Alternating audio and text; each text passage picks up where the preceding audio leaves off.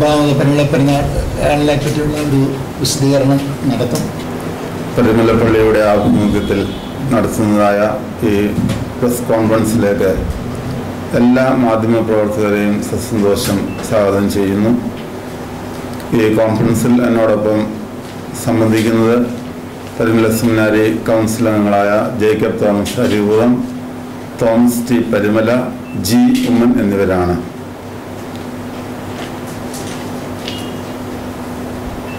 ഭാരത ക്രൈസ്തവ സഭകളിലെ പ്രഥമ പ്രഖ്യാപിത പരിശുദ്ധനാണ് പരിശുദ്ധ പരിമല കൊച്ചു തിരുമേനി.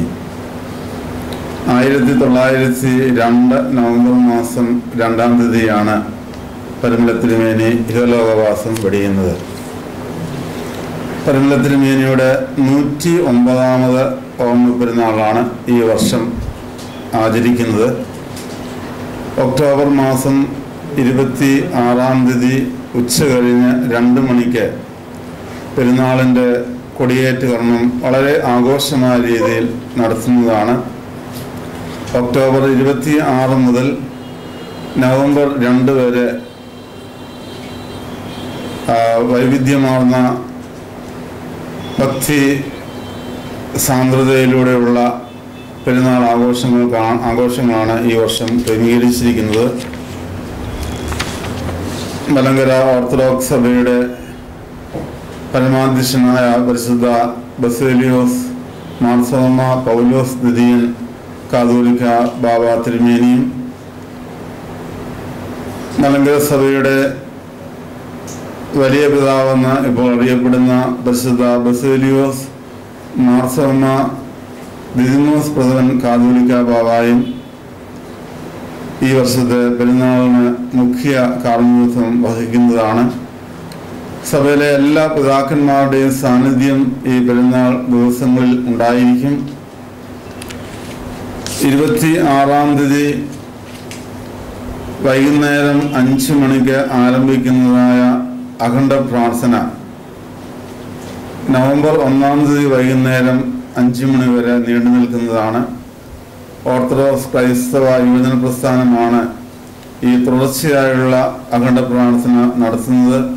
144 മണിക്കൂർ നീണ്ടു നിൽക്കുന്നതായ പ്രാർത്ഥന ഈ പെരുന്നാളിൽ വന്ന് സംബന്ധിക്കുന്ന എല്ലാവരുടെയും അനുഗ്രഹത്തിന് വേണ്ടിയാണ് ഈ അഖണ്ഡ പ്രാർത്ഥന നടത്തുന്നത്. അതുപോലെ തന്നെ ഒക്ടോബർ 26-ാം തീയതി കൊടിയേറ്റ് കർമ്മം കഴിഞ്ഞാൽ ഉടൻ തന്നെ തീർത്ഥാടന വാരാഘോഷ പൊതുസമ്മേളനം നടത്തുന്നതാണ്.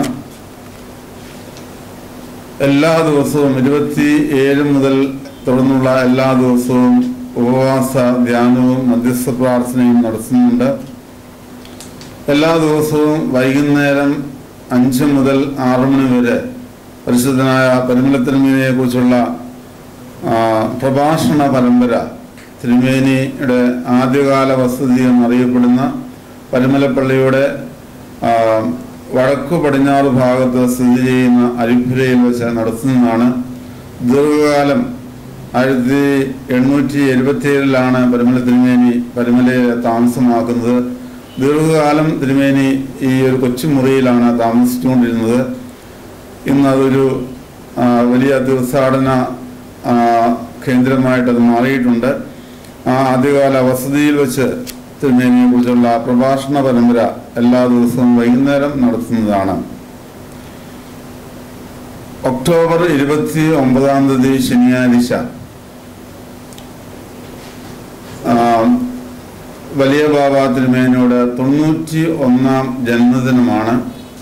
ആ 91-ാം ജന്മദിനം പ്രമാണിച്ച് 91 പെൺകുട്ടികളുടെ വിവാഹം നടത്തുന്നതിനുള്ള ധനസഹായം വിതരണം ചെയ്യുന്നുണ്ട്. മലങ്കര സഭയുടെ വിവാഹ മാരേജ് എയ്ഡ് ഫണ്ടിൽ നിന്നാണ് ഇതിനുള്ളതായ സഹായം നൽകുന്നത്. 30-ാം തീയതി ഞായറാഴ്ച പെരുന്നാളിനോട് അനുബന്ധിച്ച് എല്ലാ വർഷവും നടത്തുന്നതായ സാംസ്കാരിക സമ്മേളനം നടത്തുന്നതാണ്. നവംബർ 1-ാം തീയതി ചൊവ്വാഴ്ച ഇപ്പോഴത്തെ കാതോലിക്ക ബാബ തിരുമേനിയുടെ കാതോലിക്ക സ്ഥാനാരോഹണത്തിൻ്റെ 1ാം വാർഷികം നടത്തുന്നുണ്ട്. അതുപോലെ തന്നെ 1-ാം തീയതി രാവിലെ 9 മണി മുതൽ വൈകുന്നേരം 5 വരെ നീണ്ടു നിൽക്കുന്നതായ സംഗീതാർച്ചന മലങ്കര സഭയുടെ ശ്രുതി സ്കൂൾ ഓഫ് ലിറ്റർജിക്കൽ മ്യൂസിക്കിൻ്റെ ആഭിമുഖ്യത്തിൽ നടത്തുന്നതായ ഏതാണ്ട് 10 മണിക്കൂറോളം നീണ്ടു നിൽക്കുന്ന സംഗീതാർച്ചന ഉണ്ടായിരിക്കും. വൈകുന്നേരം 5 മണിക്ക് വൈകുന്നേരം 4:30 മണിക്ക് ഒരു മെഗാ കൊയർ അന്ന് സംഗീതാർച്ചന നടത്തുന്നതാണ്. ആ സമ്മേളനത്തിൽ ഫിലിം ഡയറക്ടർ ബ്ലസ്സി അന്ന് അനുഗ്രഹ സന്ദേശം നൽകുന്നതുമാണ്. പെരുന്നാളിൻ്റെ ഏറ്റവും പ്രധാനപ്പെട്ട ചടങ്ങുകൾ 1-ാം തീയതി നവംബർ 1-ാം തീയതി വൈകുന്നേരവും അതുപോലെ തന്നെ 2-ാം തീയതിയുമായിട്ടാണ് നടത്തപ്പെടുന്നത്. ഈ ലക്ഷക്കണക്കിന് ഭക്തജനങ്ങൾ, നാനാജാതി മതസ്ഥരായിട്ടുള്ള ഭക്തജനങ്ങൾ, തീർത്ഥാടകർ പദയാത്രികരായി തന്നെ പരുമലയിലേക്ക് കടന്നു വരുന്നുണ്ട്.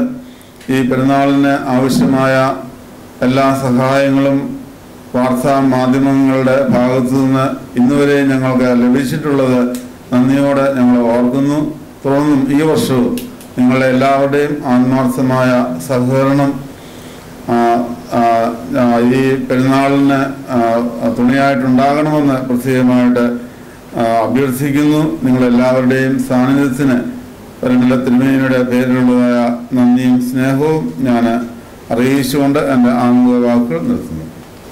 ഇതിനകത്ത് 3 പരിപാടികൾ സഭയുടെ പൊതുവായിട്ടുള്ളതാണ്. ഒന്ന് സമൂഹ വിവാഹ, പിന്നെ പരിസ്ഥിതി സെമിനാർ.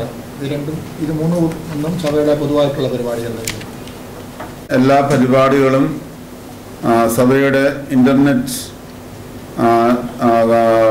TV, റേഡിയോ ചാനലിലൂടെ തത്സമയം സംപ്രേഷണം ചെയ്യുന്നുണ്ട്. കഴിഞ്ഞ 4 വർഷമായിട്ട് ഈ TV സഭയുടെ ഔദ്യോഗിക ഇൻ്റർനെറ്റ് ചാനലായ ഗ്രിഗോറിയൻ TVയിലൂടെയും ഗ്രിഗോറിയൻ റേഡിയോയിലൂടെയും സംപ്രേഷണം ചെയ്യുന്നുണ്ട്.